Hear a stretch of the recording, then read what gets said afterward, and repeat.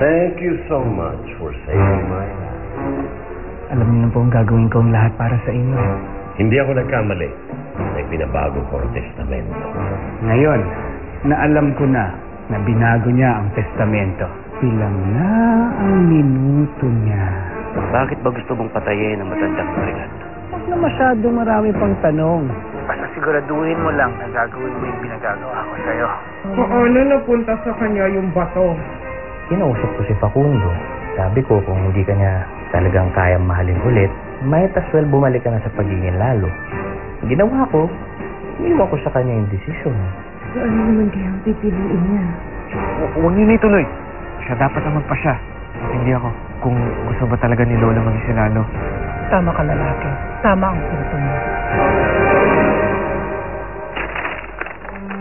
Kaninang hapon mo pa binigay yung bato kay Facundo? Oo, tsaka sinuro ko yung papuntang lawa. Pero hindi pa naman ako nagbabago. Hindi pa ako nagiging lalo. Gusto mo ba? Ayoko. Dahil kay Facundo. Oo. Gary, kung nangyari yun, hindi na talaga kami pwede ni Facundo kahit kailan. O Gaston, ayos na ba mga plano mo? Ma, anong ayos? Ayos na ayos na ayos na ayos na. Handa na ang kabaong ng matanda. Bukas, isa na siyang malamig na bangkay. At mamamatay siya mismo sa harap ng maraming tao. Doon mismo sa stockholders meeting ng mga Lobregat. Ladies and gentlemen, let us all welcome the partner of the Lobregat clan and the chairman of Destineria Lobregat, Lord Aguirre Lobregat.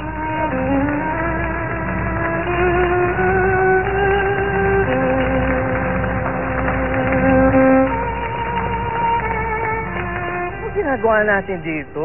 Aga-aga, sarap-sarap matulog. Kagabi, late na tayo, tapos yun, so early naman natin. Nandito kasi si Lolo. May stockholders meeting ngayon eh. Kaya gusto ko siya makita. Bakit naman? Napanood ko kasi sa TV, Gary, na may nagtangka sa buhay ni Lolo kahapon. Gusto ko lang makasiguro na ligtas pa siya. Maraming salamat po. Tinanungan niyo po ako. Dahil isa ka rin babaylan. At dapat lang na magtulungan tayo.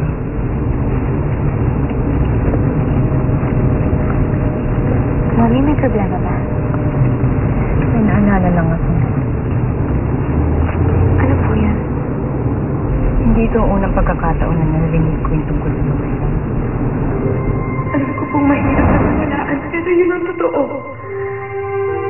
Ako si Lalo. Pinipili ko ni Lola. Ang sa dalawang anak kong si Lalo. Dati akong lalaki. Naging babae ako dahil sa isang sumpa. Sinumpa ako ng isang babaylan. Nagawa daw ito ng isang sumpa ng babaylan. Hindi naman ako naniniwala dahil posible naman paniwalaan. At ngayon naniniwala na kayo sa kanya. Ewan ko. Hindi ko alam. Parang hirap din isipin na totoo yung sinasabi ni Lola.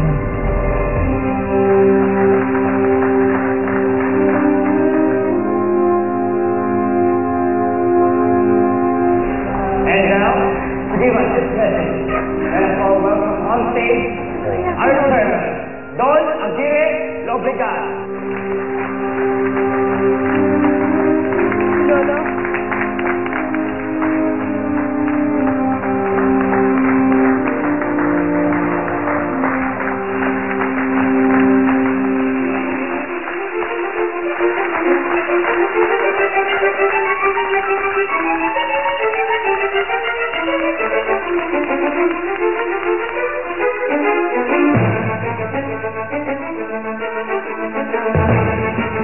First of all,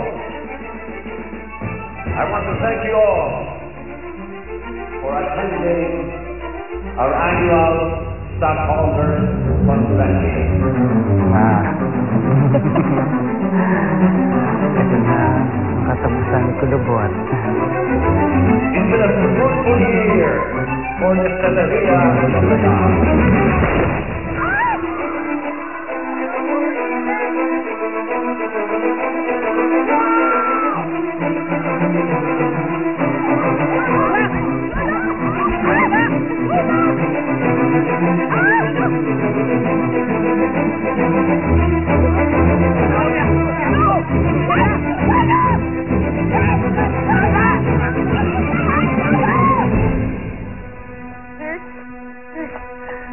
Nandito po ba yung lolo ko? Don Aguirre Lobregat. Dito po daw siya dinala eh. O ano naman ngayon, ha? Anong ginagawa niyo dito? Wala ka na dun, Gaston. Uy, Ano bang kalokohan to? Umalis ka na nga. Huwag mo nang guluhin ang pamilya namin. Get your filthy hands off of me. Baka hindi ako makapagpigil, mapatay kita. wow! Hindi ako aalis dito, lalo na sa lagay ni Don Aguirre ngayon. Ito ang sekretong mundo ng mga babaylan.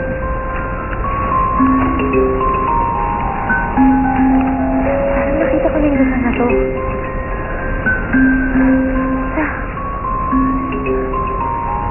panaginip ko. Mimosa. Kaibigan ko. Garganta. Matagal mo na wala. Masaya ako. Nagbalik ka na. May mga kasama ako. Si Susana, si Julia. At ako naman si Garganta, ang pinuno ng mga babaylan. At siya ay si Fala. Hali kayo. Halina sa aming mundo. Ang kaibigan ni Mimosa ay kaibigan ko rin.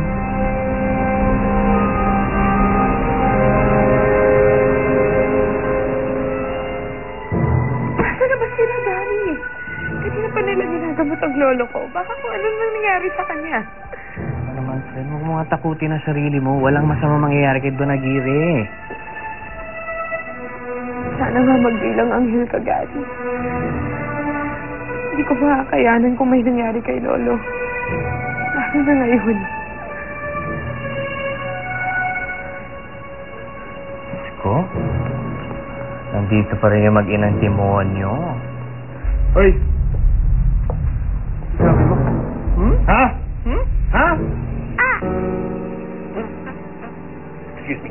I need to speak with the family members of Don Aguirre. Ako yun. Kami po yun. Kamusta na po si Don Aguirre? Oo nga po. Ano lagay ng lolo ko?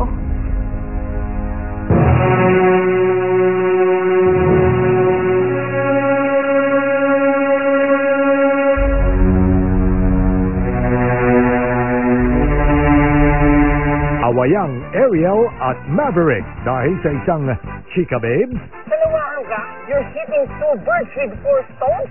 pinaglalaroan lang kaya sila. Ganito kalaki yung itlog ko. Nalimuto ng bata ko. Panalo ang pinakagwapo. Hindi ako sobrang gwapo, pero malakas ang apil ko. At ang premyo, Ano nga ba? Masquerade. Miyerkules pagkatapos ng telebabad sa Believe Ka Ba Night ng GMA.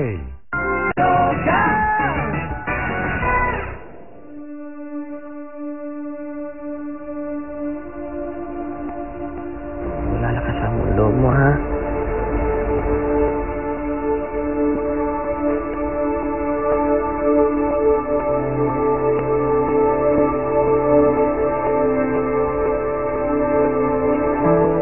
Ano ba naman kayo? Hirap na hirap na nga yung mga kalooban namin sa pagdadalamati. Pero hanggang ngayon, kayo, wala pa rin kayong need. Ginagawa po namin ang lahat. But so far, wala pa po kami makuha ebidensya. Mukhang professional lang pumatay sa lolo nyo.